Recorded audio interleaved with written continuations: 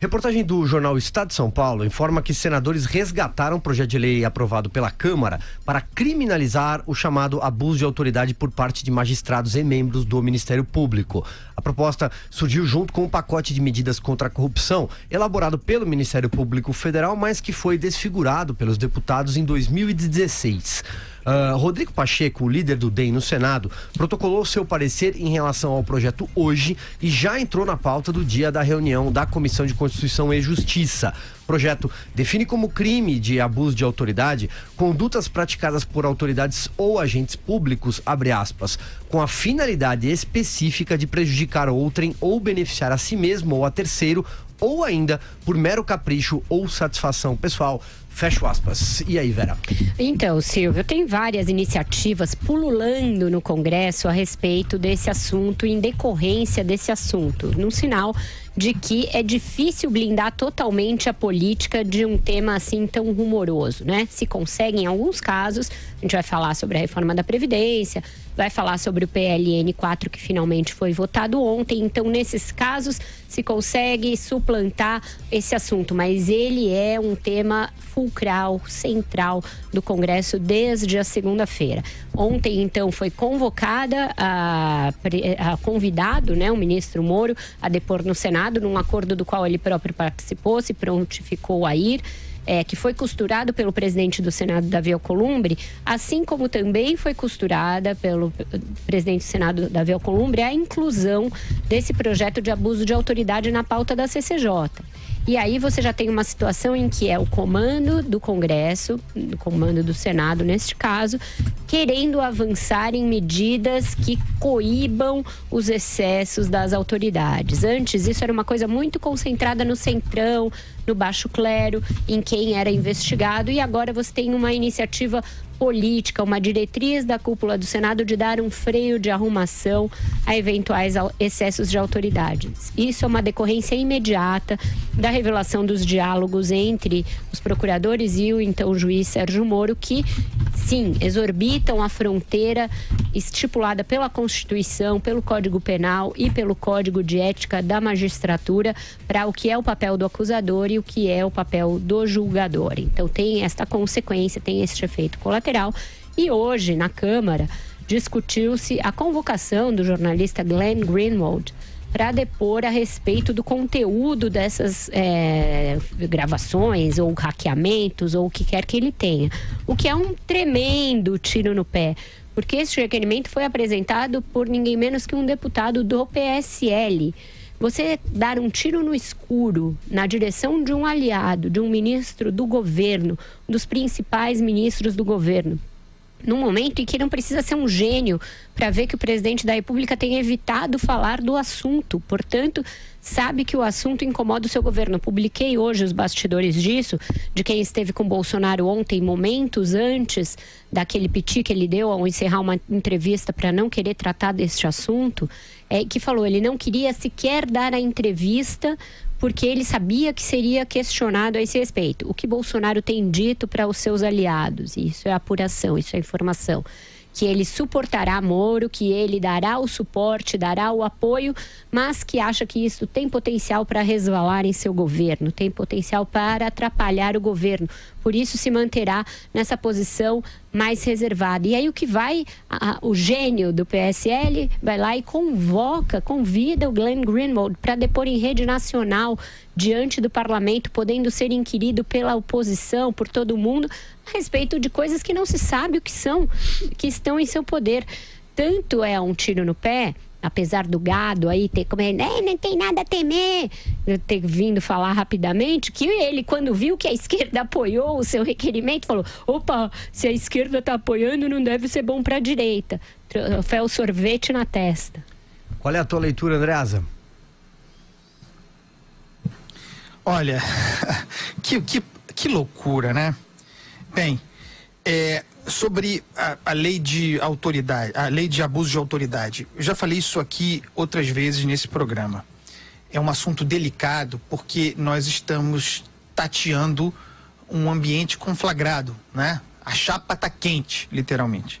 Mas o Brasil precisa, sim, quando houver algum grau de estabilidade, menos circunstâncias que possam indicar que se quer prejudicar ou favorecer alguém, tratar de uma nova lei de abuso de autoridade, inclusive porque existe uma, remonta à época da ditadura.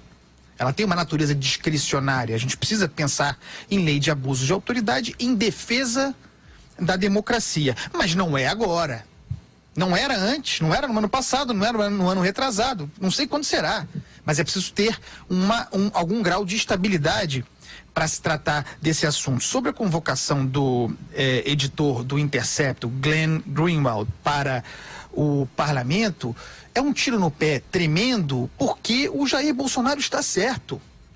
Ele não quer tratar do assunto para que o assunto não se torne ainda maior relativamente ao seu governo, porque relativo ao seu governo, sinto muito se tornou no exato momento em que ele escolheu chamar Sérgio Moro para integrar o seu governo. Ao fazer isso, com prós e contras, ele trouxe a Lava Jato para dentro. Tudo quanto se referisse a essa operação teria consequências políticas desde aquele momento sobre o governo.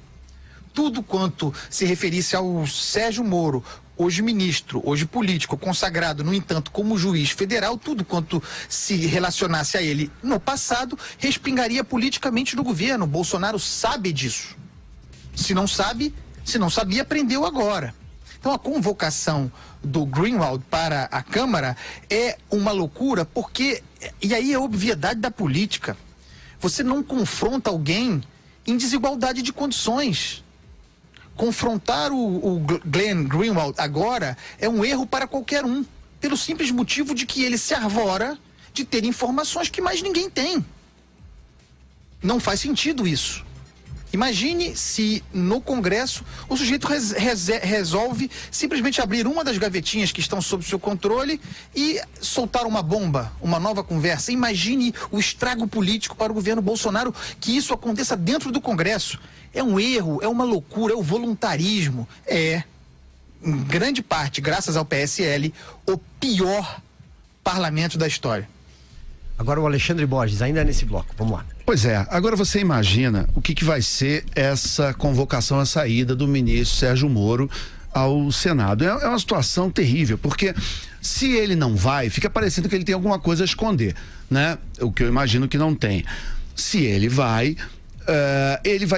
ele tem ali dois públicos prontos para atacar. Tem o pessoal da oposição, claro, quer fazer um carnaval em cima dele, que já faz há muitos anos, desde o tempo dele de juiz, só quer continuar a fazer o que sempre fez. E tem também gente que é alvo de investigação da Lava Jato, né? Então é uma situação complicada, porque ele é um ex-juiz, ele é talvez a personificação da Lava Jato, o rosto mais conhecido, mais associado à Operação Lava Jato, e existe gente no Legislativo que é investigado e alvo de inquéritos da própria Lava Jato. Então você vai expor o ministro Sérgio Moro a essas pessoas, e é muito complicado, porque ele vai responder em cima de quê?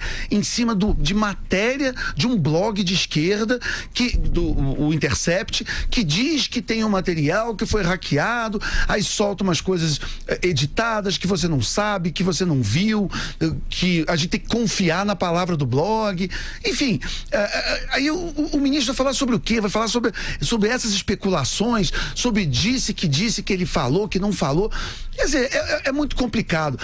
O Brasil está discutindo, ok, tem que discutir a notícia, mas, de novo, nós estamos discutindo hipoteticamente sobre um material que ninguém viu, que está sendo publicado aos poucos, de forma seletiva. Você não vê o conteúdo original, você não tem acesso à prova, fonte primária. Esse material foi sequer periciado, porque também a gente, mesmo que veja o material, tem que confiar em palavra de hacker, tem que achar que o hacker quer dizer, o sujeito é um criminoso, ele divulga material obtido ilicitamente, mas eu tenho que acreditar que ele não editou, que ele não alterou o conteúdo, que ele vai publicar na íntegra. Quer dizer, faça-me o favor, tenha dó, né? Quer dizer, é muita hipótese, é muita coisa especulativa, onde a gente, nessa situação, já pega o ministro da Justiça, já joga aos leões, e ele vai ter que ficar repercutindo e respondendo sobre hipóteses. Então é muito complicado esse momento. Acho uma pena que isso esteja acontecendo. Acho que se houver provas periciadas que comprovem qualquer tipo de desvio, qualquer tipo de problema em relação à conduta dos procuradores da Lava Jato, de juízes, ou no caso do Sérgio Moro, de um ex-juiz, que eles respondam. Não é o caso ainda. Nós ainda estamos discutindo hipóteses, especulações, e isso é uma situação que bota o país parado, preocupado, não sabendo as consequências disso, mas ao mesmo tempo fustigando o juiz em praça pública. É tudo muito complicado. Ainda é, na minha visão, muito cedo para o juiz Sérgio Moro ser exposto a isso. Eu acho que ele, dando entrevistas, soltando notas e eventualmente fazendo uma coletiva ou respondendo, para o estágio que estamos desse suposto, entre aspas, escândalo, eu acho que estava de bom tamanho. Agora ele vai ao Senado, seja o que Deus quiser.